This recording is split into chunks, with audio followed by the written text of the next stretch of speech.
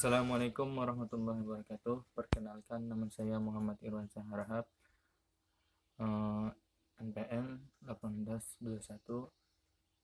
Saya dari Sekolah Tinggi Ilmu Hukum Habaring Hurun Sampit. Di sini saya akan menyampaikan materi, yaitu berkaitan tentang mata kuliah hukum dagang, di mana mata kuliah hukum dagang ini di desain pengampunya adalah Bapak Zulkifli SII MSy. Nah, di sini saya akan memberikan judul, yaitu tentang aspek hukum koperasi dan BUMN.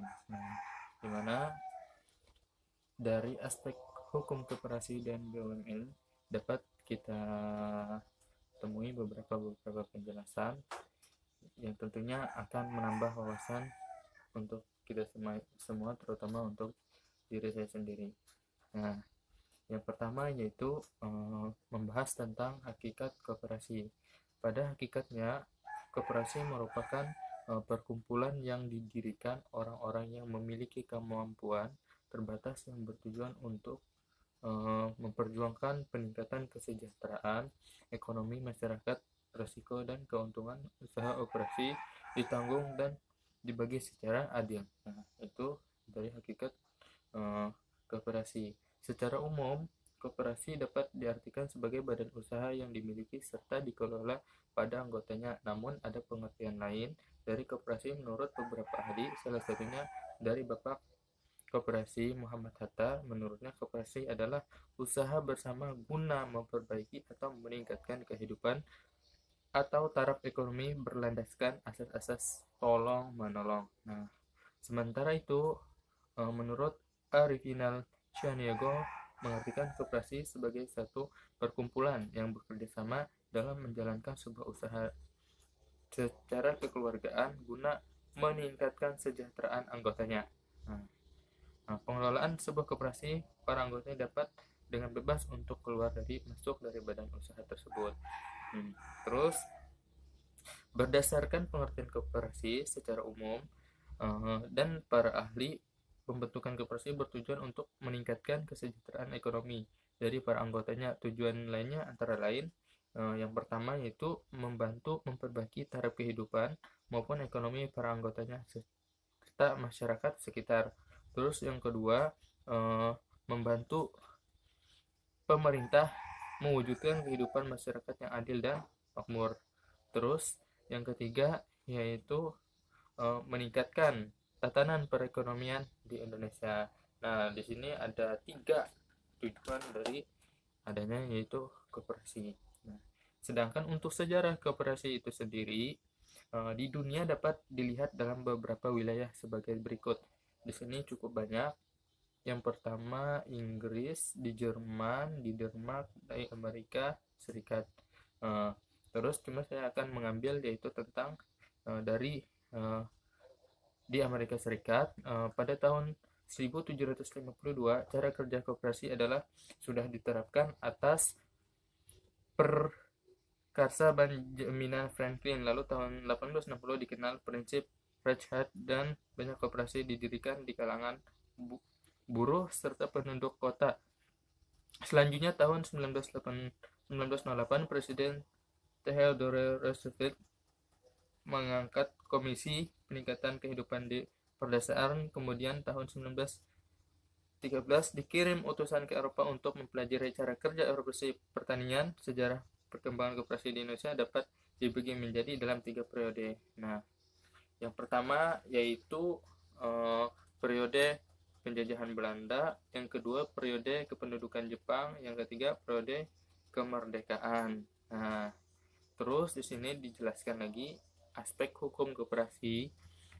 Badan hukum diklasifikasikan sebagai orang karena badan hukum sengaja dibuat atau didirikan untuk maksud tertentu, yakni dibuat berdasarkan ketentuan hukum yang berlaku. Untuk itu artificial person, dan karena itu oleh hukum kedudukannya disamakan dengan orang. Nah,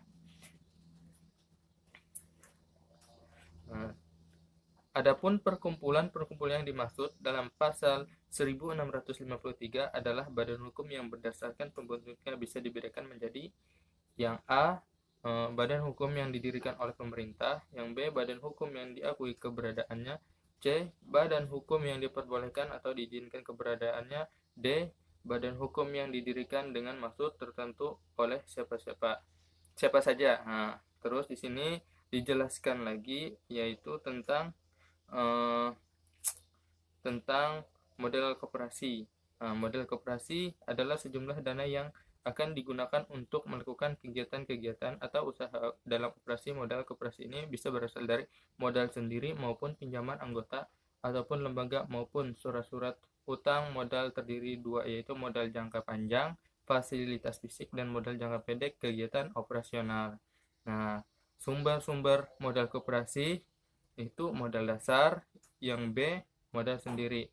Nah, modal sendiri itu terdiri lagi. Nah, di sini yang pertama simpanan pokok, yang dua simpanan wajib, yang ketiga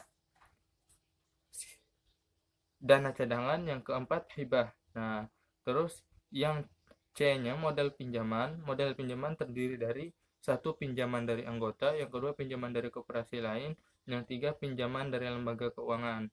Nah, yang keempat obligasi dan surat utang, yang kelima sumber keuntungan lain. Nah, di sini kemudian membahas yang kedua yaitu tentang pengertian dan bentuk-bentuk BUMN. Badan usaha milik negara adalah badan usaha yang sebagian atau seluruh kepemilikannya dimiliki oleh negara Republik Indonesia. BUMN dapat pula berupa perusahaan nirbala yang bertujuan untuk menyediakan barang atau jasa bagi masyarakat pemerintahan dalam menjalankan perannya sebagai pelaku ekonomi. Mendirikan perusahaan negara yang dikenal dengan sebutan Badan Usaha Milik Negara atau BUMN. Badan Usaha Milik Negara adalah badan usaha yang permodalannya seluruhnya atau sebagian dimiliki oleh pemerintah di Indonesia. Badan Usaha Milik Negara adalah badan usaha yang sebagian atau seluruh kepemilikan dimiliki oleh negara Republik Indonesia. Nah, namanya juga BUMN itu adalah badan usaha milik negara. Jadi seluruh kepemilikannya milik negara. Nah, terus di sini ada beberapa menurut Undang-Undang Nomor 19 Tahun 2003 Pasal 9, bentuk dari perusahaan BUMN dibedakan menjadi dua, yaitu perusahaan umum atau perum. Terus di sini dijelaskan beberapa ciri-ciri perusahaan umum, yaitu yang A, melayani kepentingan umum. B, umumnya bergerak di bidang jasa vital public utility. Yang C, dibenarkan menumpuk keuntungan. Yang D, berstatus badan hukum. Nah, ini diambil dari beberapa yang penjelasan.